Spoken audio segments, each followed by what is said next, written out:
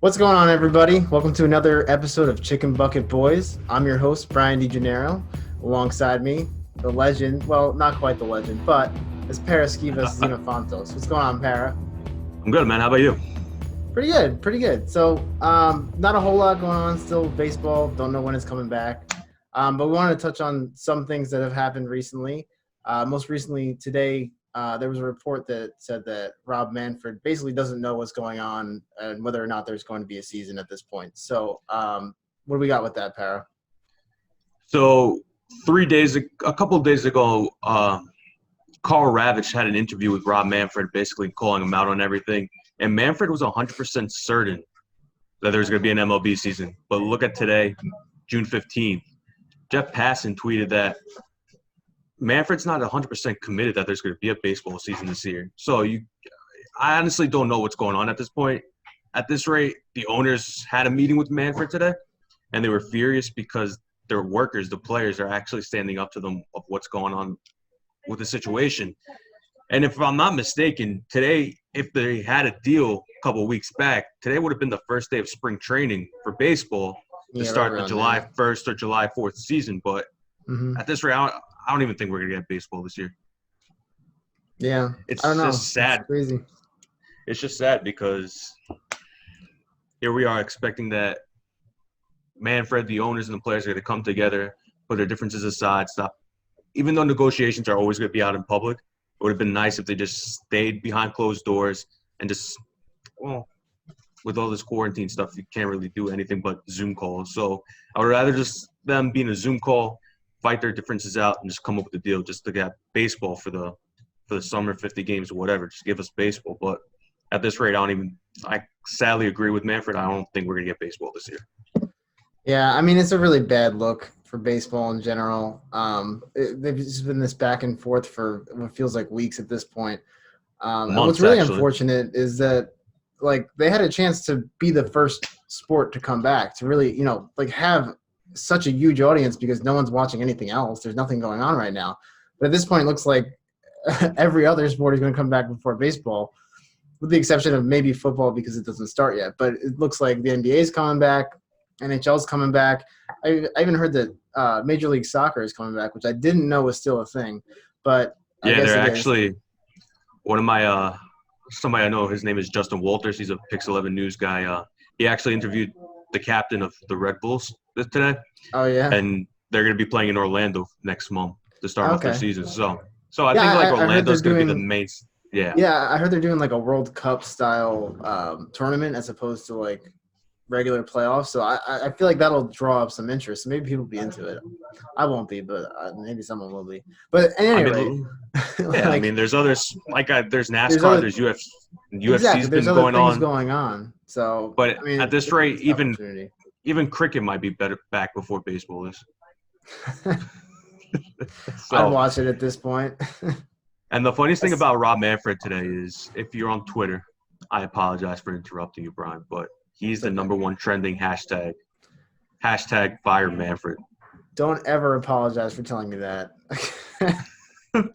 I can't stand him. Isn't there that special coming on ESPN? Is that tonight with all the commissioners from the major sports leagues? Yes, it's called The Return of Sports at the 2-hour special on ESPN tonight, I believe. So. I wonder what Manfred will have to say on that.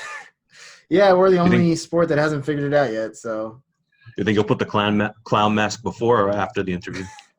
I hope he doesn't even need it at this point. Everyone knows he's a clown. Anyway, so that pretty much is all that's going on right now as far as the news goes. Again, not a whole lot of new information, so who knows what's going to happen. But honestly, for now, I think we're going to play a game of smash, trash, or pass. Isn't that right? Yep. So let me just quickly explain the rules again for those of you who may have missed last episode.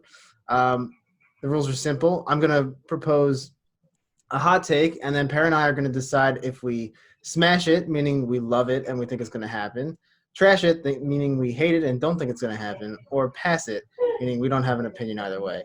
And we're keeping track of these, and at the end of this, we're going to play a drinking game, I think. I mean, when the quarantine's all said and done, I'll come over to your apartment and make me a There we nice go. drink. That'll be a fun episode. All right, so let's get started. All right, the first one I have is, just to start things off, we're going to dive right into it. There will be Major League Baseball played in 2020. What do you think about that?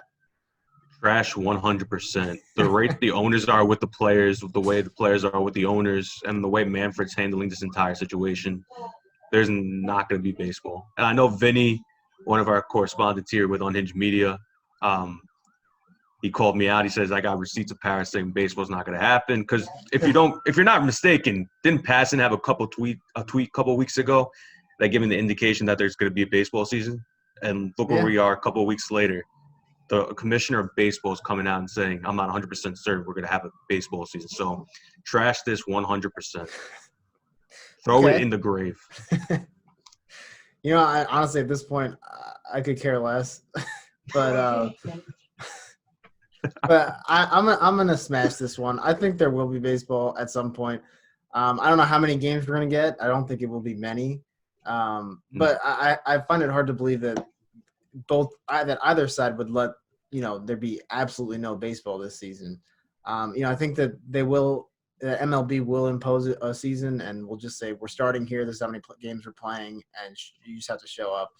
I don't know that everyone's going to participate. I wouldn't be surprised if some big names would sit out, especially if it were a shorter season. To risk for the health risks involved, it might not be worth it for them. People like Bryce Harper, Mike Trout, they don't have anything to play for really. I'll be straight up honest with you. Regardless if there's a season or not, this is going straight into the new CBA deal, and that's going to take months for them to come together and actually come up with a deal. So. Yeah, it's going to be tough. It was going to be tough already, and now it's even. So that's where we are. All right, let's get back to the Yankees. I got a Yankees one.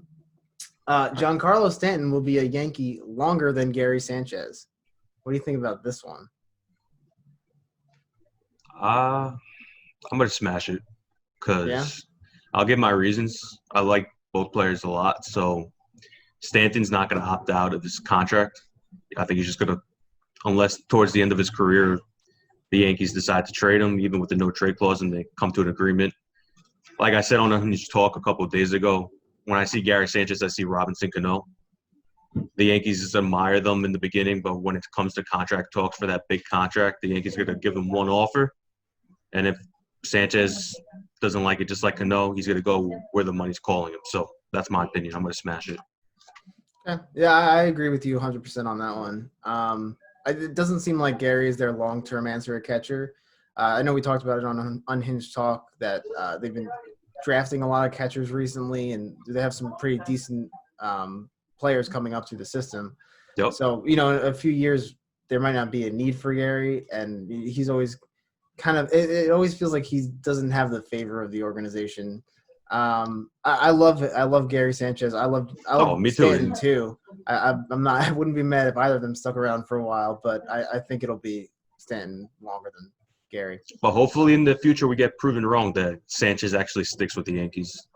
Same amount of time, the same amount of years. How much time does he have left on his contract? Another 2 years?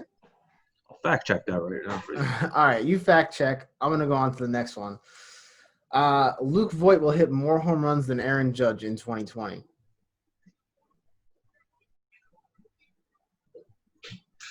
I mean, if there's not a baseball season, it's going to be 0-0.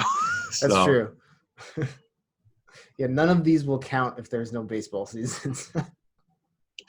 So before I answer that question, going back to Gary Sanchez's contract, he won't be a unrestricted free agent until 2023. Oh, okay. So he'll be 30 years old, around the same age Cano was when he got his contract. So okay, he has two more years of arbitration. Okay. I think I'm going to pass on it because I don't want to give a – see, both are such powerful hitters, but the thing is, even if it's 50 games, you don't know if Judge will sit. You don't know if Judge will be injured. Because at this rate, they still haven't given us a clarification on how Judge is healing because it looked like he's not healing at all. So I think I'm going to pass this one. Yeah. Because I don't know what the time will tell with these two. That's fair. I'm going to smash this one. The reason being, I think if both are healthy, I think Luke could hit almost as many home runs as Aaron Judge. Not as many.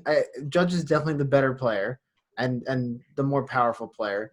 But I think Luke's right up there with him. And if there's any kind of injury to Judge at all, I think that Luke can overtake him. And right now, like you said, it doesn't look like Judge is getting better. There haven't been a whole lot of updates on it. So I'm gonna go with this one. I'm gonna say Luke's gonna hit more. Hey, we're never gonna agree with this type of game. That's the point. It's how it sets up the drinking game. All right. Next one. Glaber Torres will hit more home runs than Mike Trout in 2020. What do you think about that one?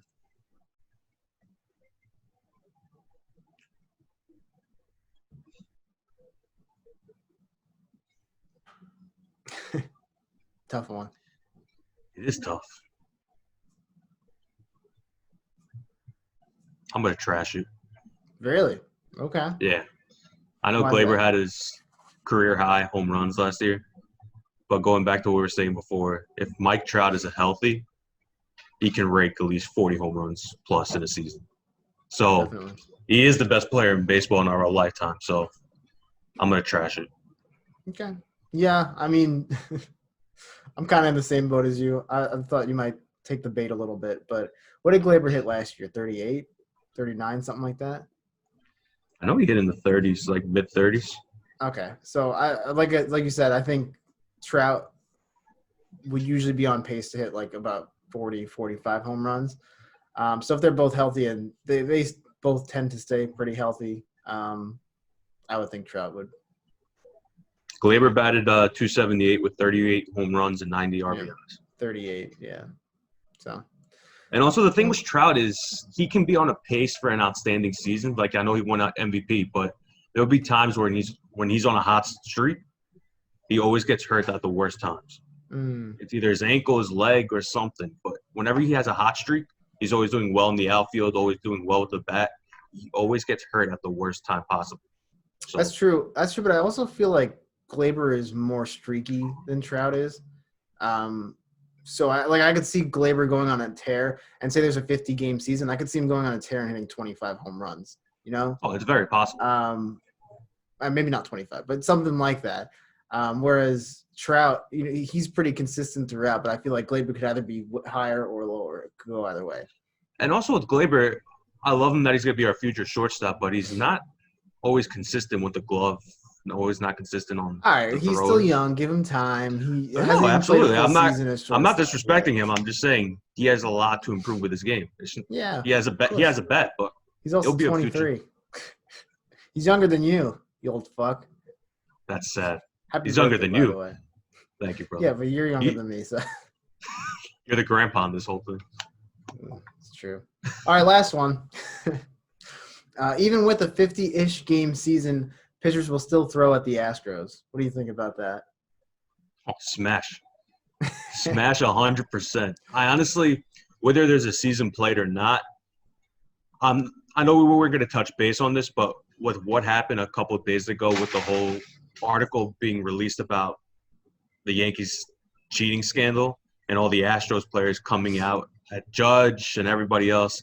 But Bregman deleted his tweet. But regardless of what year it is, the Astros will be one of the most hated organizations when playing baseball, and they will still be drilled the majority of the times. That's fair. Yeah, I'll agree with you here too. No controversy today. I think you're right. It doesn't seem like the scandal has gone away, even with everything that's happened this year between the pandemic and now the issues between MLB and the MLBPA. I mean, it still feels like the Astros story is pretty big, and it still feels like the players care. Thanks for tuning in to the latest episode of Chicken Bucket Boys podcast. You can subscribe to our channel on PTX Media and Unhinged Media. You can go follow Brian on Twitter, Instagram, me on Twitter, Instagram. But until next time, we don't know what the situation will be between MLBPA and MLB. We don't know if we'll have a season. But until next time, I'm Paraskevas Xenophontos. That's Brian DeGennaro. Have a good night, guys. Good night.